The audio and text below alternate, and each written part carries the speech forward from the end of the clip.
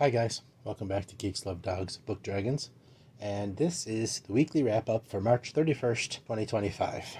Yep, it's the end of March. If I say how fast time goes by, does that make me sound old? Alright, it's been a long week. I picked up extra shifts, I've made extra videos, I've got extra reading done, and I'm actually making this with a few hours to go before I have to go back to work. So please forgive me if I sound like I'm exhausted, because I pretty much am. But I'm going to do my absolute best because I love doing this and I love you guys. I'm hoping to you'll get something out of it and want to engage and talk to me about books, which is my passion. So that's why we're all here, right? So the weekly wrap up is where I talk about what I've read, what I'm reading, what I'm going to read, some of the things that you may not care about from my week, and then give you a little bit of channel info, what I've shot, what's coming up, etc., in case you're interested. So let's start with what I've finished. Let's get this out of here and bring this in. The Only One Left, a thriller by Riley Sager. All right, this book follows Kit McDear. Kit is the name of one of my dogs. So Kittredge McDear is a home health aide. She is coming back to work after a long suspension and criminal investigation after the mysterious death of one of her previous patients, or her last patient, who also happened to have been her mother. Coming back to her agency, she is given an opportunity for a job that no one else wants. That is to become the aide for the infamous Lenora Hope, who may or may not have slaughtered her rich family in their mansion on the cliffs one night when she was a teenager. Now she is wheelchair bound, unable to communicate or move anything but her left hand, and is infamous in the town to the point where she rates an actual nursery rhyme about her murders, similar to Lizzie Borden. Upon arriving at Hope Manor, Miss McDear gets to meet the very colorful cast, engage into the wonder of why the previous nurse disappeared in the middle of the night, and meet the infamous Lenora Hope. She learns to communicate with Lenora through her ability to move just her left hand, first with taps for yes and no, and then finding out that she can actually use a typewriter with her left hand, which begins a story of how Lenora wants to tell Kit what really happened on the infamous night her family was slaughtered. And from here, our story deepens and unwinds. We find out about the colorful cast of household workers who still are employed at Hope Manor. We find out about the nurse who worked in Kittredge's place prior to her arrival. And we slowly unwind the story of what really happened that fateful night on the cliffs of Hope Manor to Lenora's poor family. With a book like this, you're here for the twists. That's why you read a thriller. The twists and turns, the mysteries, the oh my god moments. And if you like those, they are here in abundance. A great abundance. As the story goes through and you find out the fate of all the characters and the history of the characters in this manor that are still dwelling there and dwelled there in the past. It unwinds as your normal thriller of this type would, almost seeming to be a gothic thriller in some ways. As you go through to the end and the twists and turns keep coming, there's a point where a giant twist happens and you're like, oh, wait a minute, that might be a step too far. And you're like, okay, it's a lot, but let's read on. Problem is, the twists don't stop coming. There are so many twists and turns that it's almost overwhelming. At one point, you're rolling your eyes because it's like, just stop. How many endings does this thing have? This isn't Lord of the Rings. It does end eventually in a manner that every time it ends, there's another ending. Another twist, another oh boy moment. Bottom line is, it's not a bad book. It's capably written by an author who does write better than James Patterson, at least. You just have to know going in that it's floss, it's candy, it's junk food, and there's going to be those eye roll moments. If you can go in and take it, with a grain of salt, take it as fun, goofy filler, you're going to like it a lot more than if you take it seriously. Just keep that in mind. So next up is The Dark Forest by Shishin Liu. This is the sequel, book 2, to The Three-Body Problem. Being a sequel, it'll be difficult to give you too much without spoiling anything from the first book, because it does play directly off the events in that book. It just takes place a little farther down the line. This is hard sci-fi. There are high concepts, and it being written by a Chinese author, there may be some writing style, cultural things that make it even a little more difficult. So know going in, if you're reading it, it's going to be a little bit of work. You're not going to have convenience of just reading it without thinking. It won't. This is definitely not candy or junk food. It's pretty complex with some of the ideas, political, cultural, science involved are pretty deep. So just understand that going in. If it's a little bit much, which I would understand, you can catch the Netflix series. They have the first season's out, which covers most of the first book, and it's much simpler to digest, much easier. They break it down in ways that are more easily understood. If you want to check out the story, understand what's happening, or even if you read it and just want a better understanding, watching the show does help. In any case, this one has a little more going on than the first one, a little more action oriented, has a little more complexity as far as different storylines. Although the ending of it is a bit of a trope. I mean, it works, and they integrate enough other things happening for it to be not a simple trope. But if you've read sci-fi, if you've watched TV in the past, you've actually probably seen this done in one form or another. So I was a little surprised at that. This one, like I said, was a little more complex than what they normally do with the trope. It's still been done before, and it is the second book, so where they'll be going with it, there's a lot of room to see what happens next. I caught myself thinking of Childhood's End at some point, wondering if there's any inspiration from that. I'm going to give this and Riley Sager's last one left 3 stars. I'm kind of stingy when it comes to ratings. I also finished The Best of Robert Bloch. It's a series of short stories by the author of Psycho. It had, as with any short story book, as you guys know, there's hits and misses. There are ones that'll connect with you and ones that won't. And this was the case.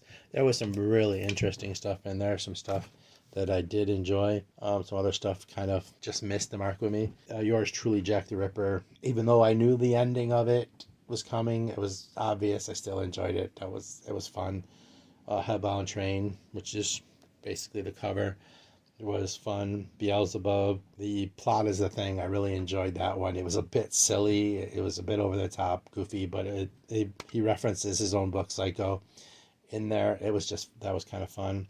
The Movie People, The Oracle, those were good stories. So I really did, enjoy most of this. I've never read in my life a short story book where I enjoyed the entire thing through and through. It was always ups and downs, hits and misses. You probably had a similar experience if you've read short story collections. It was good though. I enjoyed it. Robert Bloch's an interesting kind of writer, I tell you. So I'm going to give that like 4 stars, 3.5 to 4 stars. I'll be nice. We'll say 4.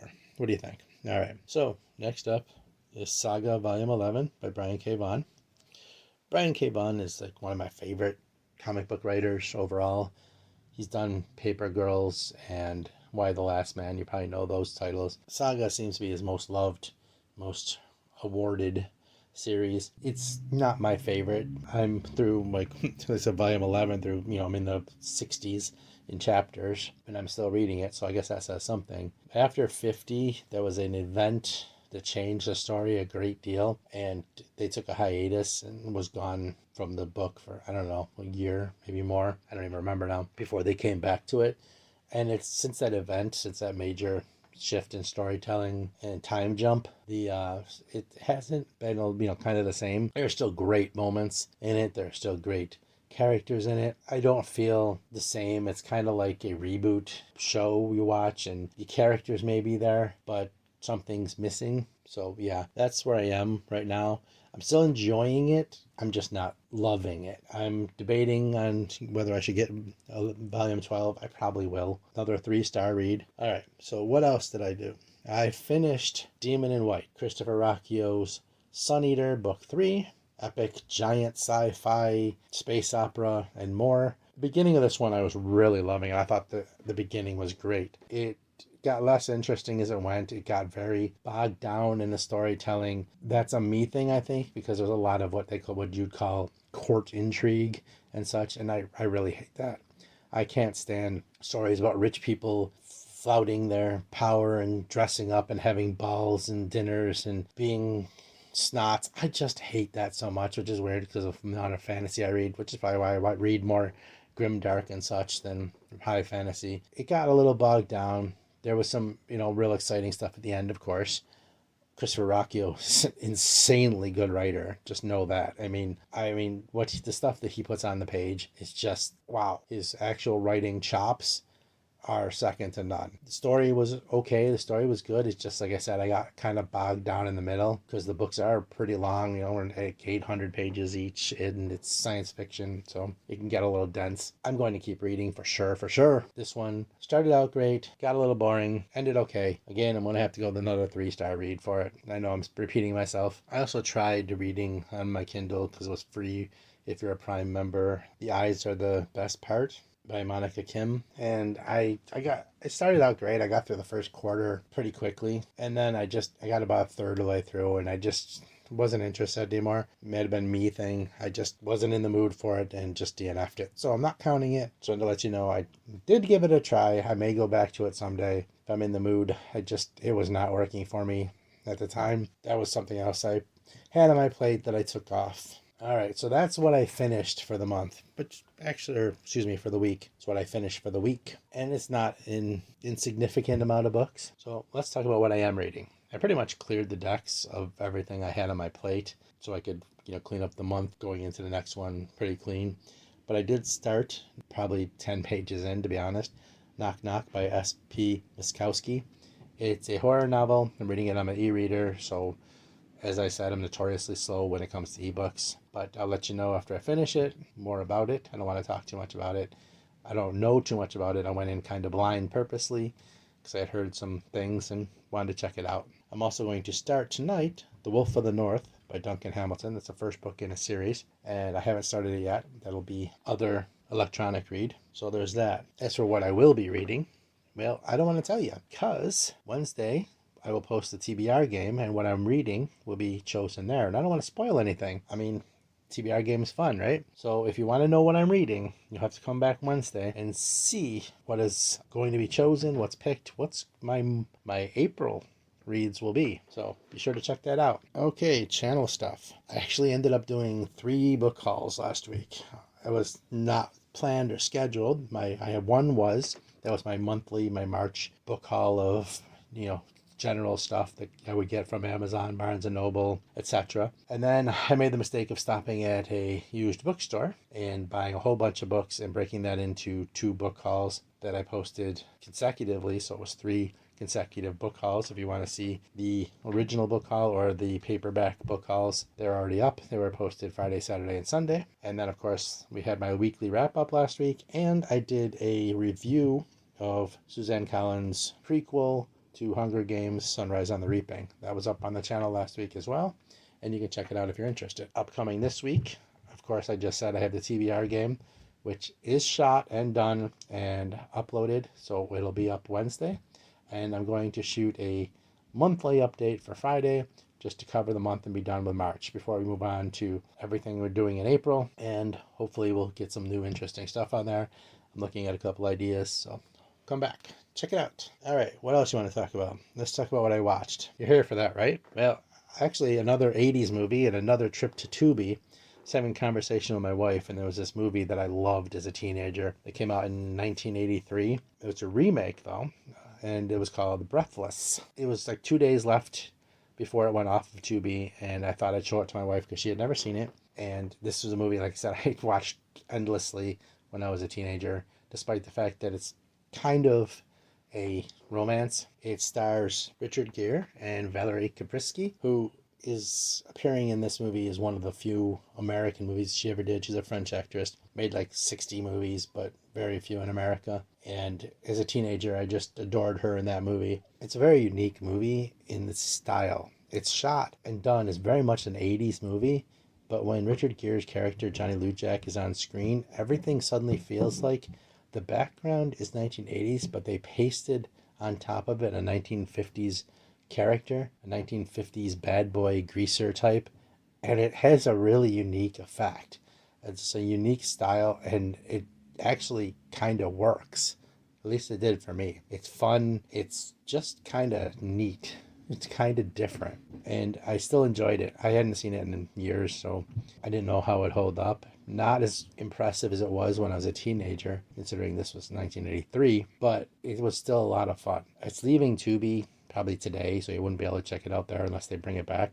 But if you get a chance to check it out randomly one night, it is a very unique, very kind of cool movie. And I hate romances, and I still love this movie. Might be the cast, it might be the fact that they talk about Silver Surfer. I'm simple.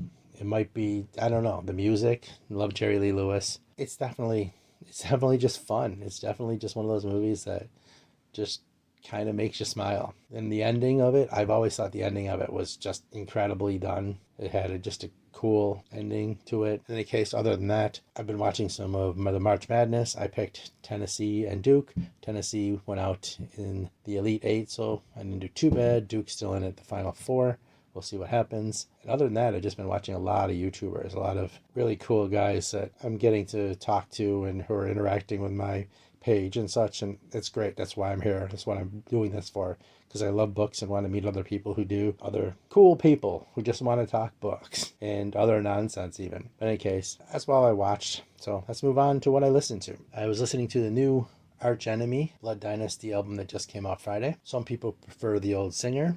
I really didn't discover Arch Enemy as a band until they brought in Alicia Glues White as the singer, so I like her. So it's because that was more of my introduction to the band. It might be why I prefer her. I'm not necessarily right. If you like the old singer, you're not necessarily wrong. It's just how I was introduced, how I started listening to the band. So my preference kind of flows towards her as a singer. I think some of her talent is wasted because her clean vocals are incredible and they should use it a little more. Although her gutturals, her screams are just over the top. She's one of the best in the business at it. I think the breakdowns, the bridges, the solos, arrangement on it is incredible. It's mellow death as it's supposed to be done. Melodic death metal, if you prefer. It's great. There's a couple songs I feel that the vocals were mixed poorly, or not to my liking, I should say. But for the most part, it was just fantastic album. I'm on the border of whether I should buy it or not. It's right there, so I'll have to make a decision. But it's good. It's definitely worth checking out if you're into that kind of thing. Check it out on Spotify, see if you like it before you decide to buy it. If you do like it, as I tell everyone, buy physical media. Otherwise, when you want something, it's not there. And it can be taken away from you at any moment, as Kindle has shown us. I've screwed this up 140 times now, and it's going to take me forever and all day to edit it, and I need to get it out by 3. So I'm going to end this by reminding you that the secret to Zen is to read books, pet dogs, and listen to metal. And I hope you'll comment, like, subscribe, and I hope you'll come back. And for all those who are actually watching my weekly wrap-ups, thank you, because these take more work than anything, and I appreciate you. Please comment and let me know you're here. In any case, hopefully I'll see you soon. Have a good day, have a good week, and hope you read some good stuff, because I got some interesting picks coming out of my TBR game. Check it out. See ya.